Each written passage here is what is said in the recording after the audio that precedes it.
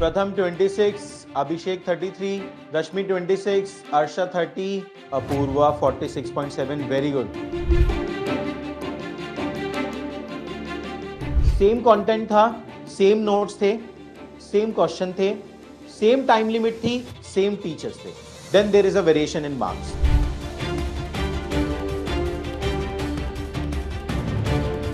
देखिए हमारा ब्रॉडर गोल क्या है। मैंने क्या देखा है, most of the time most of the people who are not scoring good marks in the test, है ना, they keep on blaming either the content और द टेस्ट और the time limit which they are getting, है ना। आप सभी के लिए सब कुछ सेम था। ये कॉम्पिटिटिव एनवायरनमेंट इसीलिए रखा है, एक तरीके से ओपन टेस्ट है ना, जहां पे कि सब पार्टिसिपेट कर रहे हैं। लाइक कौन बनेगा करोड़पति की तरह, राइट।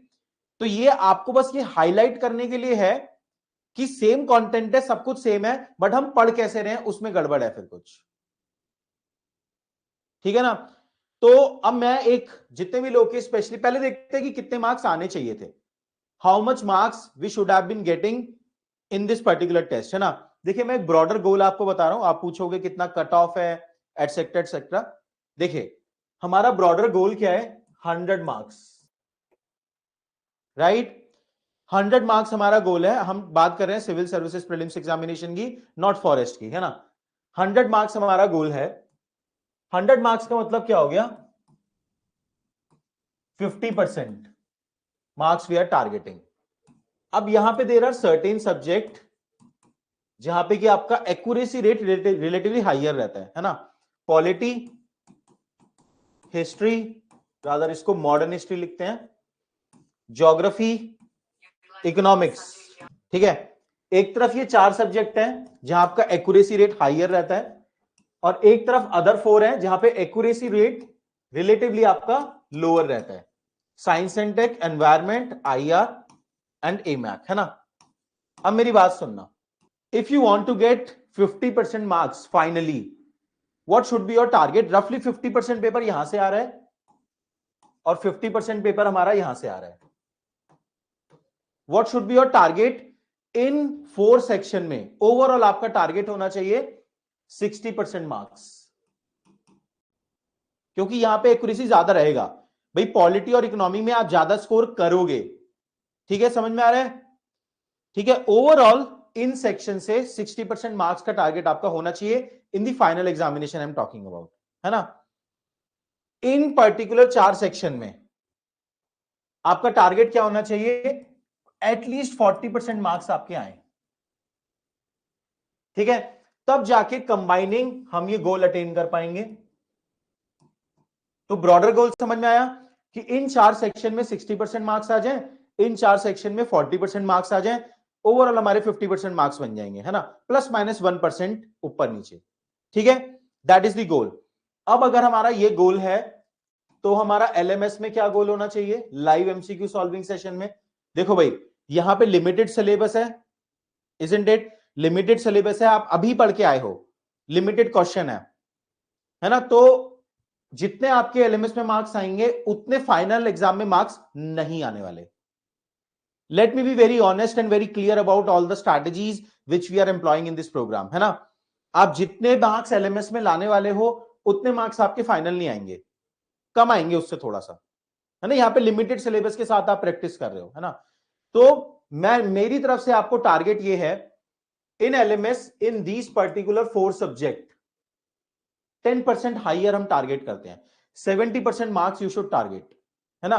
मतलब इन 4 में से अगर कोई भी सब्जेक्ट का एलएमएस हम अटेम्प्ट कर रहे हैं, your target should be 35 marks. अब मैं आपको ऐसे ही बता देता 35 मार्क्स कट ऑफ है तो आपको लगता है कि सर ये क्या रैंडम नंबर थ्रो कर रहे हैं, है ना। मैंने आपको लॉजिक बताया उसके पीछे का कि क्यों मुझे लगता है कि एलएमएस में you should be getting 35 marks at least in these particular 4 section, है ना। और जब ये 4 सेक्शन प्रैक्टिस करेंगे, जब ये 4 सेक्शन प्रैक्टिस करेंगे तो मैं आपको बोलूंगा कि 50% मार्क्स का गोल हमारा होना चाहिए, which comes out to be 25 marks, right. और थोड़ा सा हाइयर हिट करने की कोशिश करेंगे of course, but for now these 4 subject 1 2 3 4, in 4 subject में 35 marks you should be getting in LMS, ठीक है, डन। अब बात करते हैं अगर 35 से नीचे आए तो हम क्या करें, है ना, या फिर इवन अगर 35 से ऊपर भी है तब भी कुछ क्वेश्चन तो आपके गलत हुए हैं, तो you need to take some corrective strategy. Corrective strategy क्या है, देखो ओवरऑल अगर आपके आई वुड से कि 35 40 35 से ऊपर मार्क्स आ रहे हैं तो सारा कंटेंट तो दोबारा पढ़ने की नीड नहीं है, जो क्वेश्चन गलत हुए हैं उन पे फोकस करते हैं। Let's focus on the questions जहां पे हमारे मिस्टेक्स हाई हैं, रॉन्ग आंसर्स, है ना, स्पेशली जिनके बहुत ज्यादा लो स्कोर है उनको मैं सजेस्ट करूंगा कि वो आज ही एनालिसिस करें, है ना, कि जो भी आपके आंसर्स गलत हुए हैं उनको अलग अलग कैटेगरी में डिवाइड करो। कुछ क्या क्या रीजन हो सकते हैं, आप खुद सोचो कि क्या क्या रीजन हो सकते हैं किसी भी आंसर के गलत होने के। एक तो सिंपल रीजन ये हो सकता है रिवीजन, यार मेरे नोट्स में से वो क्वेश्चन था, directly you know this question, you know this thing कि आपके नोट्स में थी क्वेश्चन, है ना, वो इंफॉर्मेशन आपके नोट्स में थी बट आपने रिवाइज नहीं किया था, आपको याद नहीं था, है ना। दूसरा रीजन ये हो सकता है एप्लीकेशन, क्योंकि एप्लीकेशन वाले काफी क्वेश्चन हमने प्रैक्टिस किए हैं। अच्छा ये चीज भी बताओ, है ना, आई होप जो क्वेश्चन आपने प्रैक्टिस करे आपने वो चीज रियलाइज करी हो, these are the kind of question which UPSC is asking. इसी टाइप के क्वेश्चन पूछ रहे हैं ना, या तो बिल्कुल ऐसा फैक्चुअल पूछ लेगा, मॉडर्न हिस्ट्री की अभी हम प्रैक्टिस कर रहे हैं तो बिल्कुल फैक्चुअल पूछ लेगा, या फिर थोड़ा सा अप्लाइड क्वेश्चन, ठीक है ना। तो या तो रिवीजन हो सकता है, या एप्लीकेशन हो सकता है, या फिर सिली मिस्टेक हो सकती है कि आपको बाद में देख के लग रहा है यार ये मैंने क्यों गलत कर दिया, है ना, मेरे पास नॉलेज भी थी, मुझे अप्लाई भी करना आता था, बट कुछ बहुत ही सिली सा मिस्टेक आपने कर दिया, है ना। या फिर फोर्थ रीजन क्या हो सकता है यहां पे कि आपका कोई आंसर गलत हुआ कि सर हमने ये पढ़ा ही नहीं था, हम पे ये कहीं से भी कहीं तक हम ये इंफॉर्मेशन नहीं था, और ये क्वेश्चन विदाउट इंफॉर्मेशन सॉल्व भी नहीं हो सकता था, ठीक है ना। तो बियॉन्ड सिलेबस लिख देता हूं मैं इसको, है ना। अब इसके करेक्टिव स्टेप क्या होंगे, अब आप देखो पहले तो कितने क्वेश्चन किस कैटेगरी में लाई कर रहे हैं, आप ब्रॉडर लेवल पे कहां चीजें मिस कर रहे हो वो भी आपको एनालाइज करना है। This kind of analysis you can do after every test as well, तो मैं एक ही बार आपको सिखा रहा हूं, ठीक है ना। अब देखो अगर रिवीजन में बहुत बड़ा गैप है, आंसर यू नो, कोई रॉकेट साइंस नहीं है ना, यू नो और द आंसर, भाई रिवीजन करना है और कुछ नहीं है, घंटे लगाने पड़ेंगे पढ़ाई में, कोई शॉर्टकट नहीं है, ठीक है ना। बस I am teaching you an analytical way to reach to a situation जहां पे आपको पता हो कि क्या करेक्टिव स्टेप आपको लेना है, ठीक है। अगर रिवीजन में गैप है तो रिवीजन से सही होगा, एप्लीकेशन में गैप है तो क्वेश्चन सॉल्विंग से सही होगा। एप्लीकेशन का गैप इन एलएमएस सेशन में हम कंप्लीट कर लेंगे, ओवरकम कर लेंगे, है ना, क्योंकि एलएमएस में हम प्रैक्टिस कर रहे हैं। The more content you will hold, you will practice more in LMS, thus your application will improve, ठीक है ना। चलो इसके बाद आगे बात करते हैं सिली मिस्टेक, सिली मिस्टेक्स के बारे में बात करूंगा, एंड बियॉन्ड सिलेबस। अगर वो बियॉन्ड सिलेबस है तो don't worry about it, just उस पर्टिकुलर क्वेश्चन का जो मॉडल आंसर है वो देखो, उस इंफॉर्मेशन को गैदर करो और आगे बढ़ो, ठीक है। 1 2 3 बियॉन्ड सिलेबस मैंने आपको समझा दिया कि you need not to worry about the mistake, आपको वहां पे इंफॉर्मेशन ही नहीं है, मॉडल आंसर पढ़ो, इंफॉर्मेशन गैदर करो और आगे बढ़ो, ठीक है। अब बात करते हैं थोड़ी सिली मिस्टेक्स की, ठीक है। इस कैटेगरी को, because this actually can be significantly improve through particular approaches of solving MCQ, है ना। सिली मिस्टेक्स, काफी लोग बोलते हैं कि हमारा सिली मिस्टेक हो जाता है और हम ना इसे बहुत लाइटली लेते हैं, मतलब बहुत लाइटली लेते हैं हम कि हाँ सिली मिस्टेक्स ही हैं, सही हो जाएंगे, और अल्टीमेटली सिली मिस्टेक की वजह से प्रीलिम्स रह जाता है हमारा, है ना। तो एक ना किसी भी एमसीक्यू को बेसिक तरीके से कैसे आप सॉल्व करते हो, मतलब इन दो 60 second what should goes in your mind, वो मैं आपको बताता हूं एक बार, है ना। आपके पास रफली 50-60 सेकेंड है किसी भी एमसीक्यू को सॉल्व करने के लिए, तो उसमें आपका दिमाग कैसे चलना चाहिए, कैसे हर 5-5 सेकेंड में आपका दिमाग चलना चाहिए, वो मैं आपको सिखाता हूं। Try to adopt that process, उसको स्टैंडर्डाइज करने की कोशिश करो। आई बिलीव कि वहां से आपके सिली मिस्टेक रिड्यूस हो जाएंगे, है ना।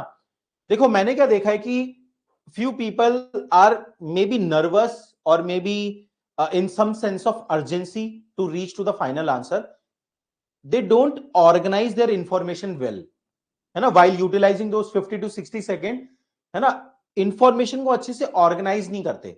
जैसे मैं अगर किसी भी क्वेश्चन को सॉल्व कर रहा हूं और यही मेरा रिकमेंडेशन है आपको, तो व्हाट आई विल डू, मैं क्वेश्चन पढ़ूंगा, which of the following were the primary economic challenges faced by the Mughal Empire that contributed to its decline in 18th century, है ना.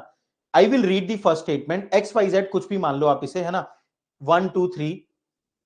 आफ्टर रीडिंग दी स्टेटमेंट, मैं उसे पहली बार रीड कर रहा हूं अभी, है ना. ध्यान से मैं उसे 60 सेकंड को डीकोड करके आपको बता रहा हूं, है ना. मैं उसे पहली बार रीड करूंगा. जब मैं पहली बार रीड कर रहा हूं तो कोई भी स्टेटमेंट पढ़ के इस स्टेटमेंट के सामने I will take a decision. Either it is 100% correct, either it is 100% correct और it is 100% incorrect. I am sure these two things are, कि मैं श्योर हूं, मुझे पढ़ के लग रहा है ये 100% करेक्ट है या 100% इनकरेक्ट है, या फिर मुझे डाउट है. Right, these are the 3 options.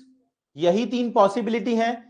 किसी भी स्टेटमेंट को पहली बार पढ़ के आपको उसके आगे ऐसे लिखना है. मैं तो पेपर ऐसे ही सॉल्व करता था, है ना, कि करेक्ट, इनकरेक्ट या फिर question mark.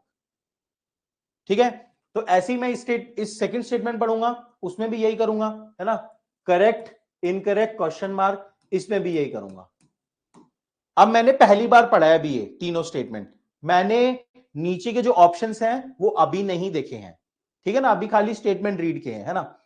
Once this part is done, अब मैं क्या करूंगा, इन पर्टिकुलर 3 स्टेटमेंट में जहां पे भी मैं श्योर हूं, वो हो सकता है एक स्टेटमेंट में मैं श्योर हूं, 2 स्टेटमेंट में श्योर हूं, 3 में हूं, या फिर किसी में नहीं हूं, पर एक में तो पॉसिबिलिटी है. अभी के लिए एज्यूम कर लेते हैं कि एटलीस्ट एक पर्टिकुलर स्टेटमेंट को लेके मैं श्योर होऊंगा. मान लो सेकंड स्टेटमेंट को लेके मैं श्योर हूं, है ना, कि सेकंड स्टेटमेंट करेक्ट है. जैसे लेट्स से इस एग्जांपल को अप्लाई करके देख लेते हैं कि सेकंड स्टेटमेंट को लेके मैं श्योर हूं कि सेकंड स्टेटमेंट करेक्ट है. अब मैं देखूंगा ऑप्शंस. ऑप्शंस में मैं पहले ये एलिमिनेट करूंगा कि यार या तो ये है या ये है या ये है. ठीक है, समझ में आया. This is the first iteration actually. Once that is done, अब ना क्वेश्चन रफली इस काम में लगेंगे आपको 35 to 40 सेकेंड. ठीक है, then I will get back to the other statement. अब मेरे को पता लग गया कि ये तो एलिमिनेट हो गया ना, इसी को एलिमिनेशन बोलते हैं.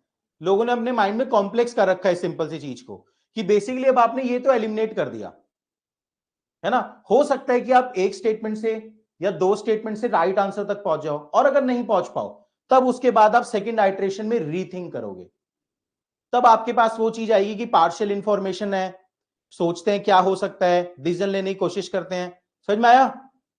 कुछ लोग एक ही रीडिंग में राइट आंसर तक पहुंचना चाहते हैं. That is the mistake I would say, है ना. अगर आप, हो सकता है कि आप पहुंच जाओ एक ही रीडिंग में आंसर तक, but this should be your approach. अगर यहां पे एक ही आइट्रेशन में मैं पहुंच जाता किसी आंसर तक तो डन है, नहीं पहुंच पाता तो फिर रीथिंक करता.